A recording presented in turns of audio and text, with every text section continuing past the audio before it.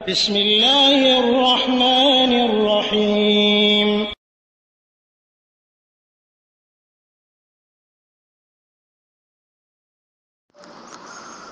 আসসালামু আলাইকুম ওয়া রাহমাতুল্লাহি ওয়া বারাকাতুহু। আমাদের একজন ভাই প্রশ্ন করেছেন যে ওনার একজন ফ্রেন্ড তাকে একটি পোস্ট করেছেন, সেখানে একটি হাদিস আছে। তিনি বলছেন সহিহ মুসলিমের 5942 নম্বর হাদিস, যেখানে রাসূলুল্লাহ মিরাজে গেছিলেন এবং মুসা আলাইহিস সালামকে দেখেছিলেন তার কবরের পাশে নামাজরত অবস্থায়। আসলে আমি জানি না,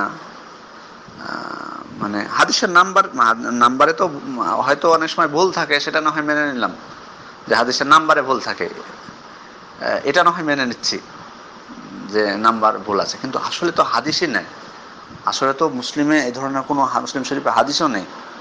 আর এটা কিভাবে সম্ভব যে তিনি মুসা আলাইহিস সালামের সাথে মিরাজের যে ঘটনা, আপনারা দেখুন বুখারী মুসলিমে মিরাজের ঘটনা স্পষ্ট বর্ণিত হয়েছে। বুখারী মুসলিমে মিরাজের ঘটনা স্পষ্টভাবে বর্ণনা করা হয়েছে। বুখারী শরীফের 3887 নম্বর হাদিস দেখুন, মুসলিম শরীফের মিরাজের ঘটনা স্পষ্টভাবে বর্ণিত হয়েছে। আপনারা পড়ে দেখুন, মিরাজ অধ্যায়ে অনুচ্ছেদে আছে।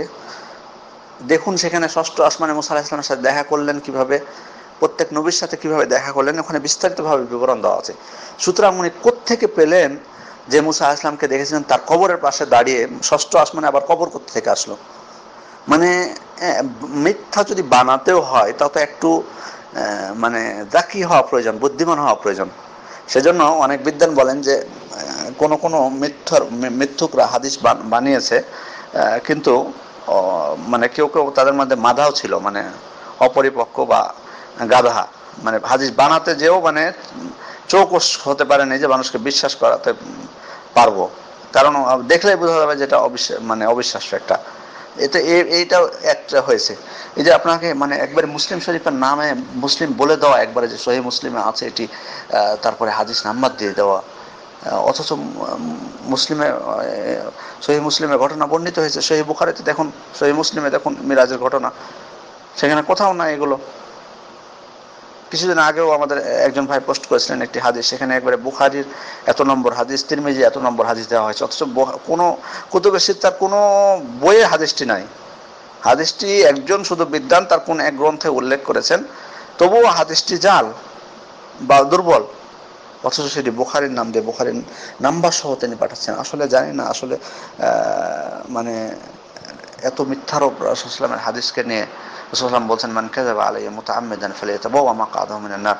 যে ব্যক্তি আমার উপর ইচ্ছা করে মিথ্যারোপ করলো, সে যেন জাহান্নামকে তার বাসস্থান বানিয়ে নেয়। সুবহানাল্লাহ। তো আমি আসলে অনুরোধ করব সকলকে যে এই যে এখন সত্যি একটা জিনিস যে আপনারা দিন শিখতে পাচ্ছেন খুব সহজভাবেই, মানে মিডিয়ার মাধ্যমে, কিন্তু এত এগুলোকে কেন্দ্র করে যে এত মিথ্যা বেড়ে গেছে, মানে স্বাভাবিকভাবে দিয়ে দেওয়া হচ্ছে এত সুন্দর করে। কিছুদিন আগে অন্য এক গ্রুপে আমাদের এক ভাই মানে স্পষ্টই বললেন যে রাসূল সাল্লাল্লাহু আলাইহি ওয়াসাল্লাম বলেছেন বলে একটা হাদিস বললেন, অথচ সেই হাদিস মানে আমার তো জানা ছিল না, আমি অনেক খুঁজলাম, পেলাম না সেই হাদিস। তাকে জিজ্ঞেস করলাম আবার যে আমাদেরকে হাদিসটা দেন রেফারেন্স সহ, মানে কোন বইয়ে আছে কিভাবে।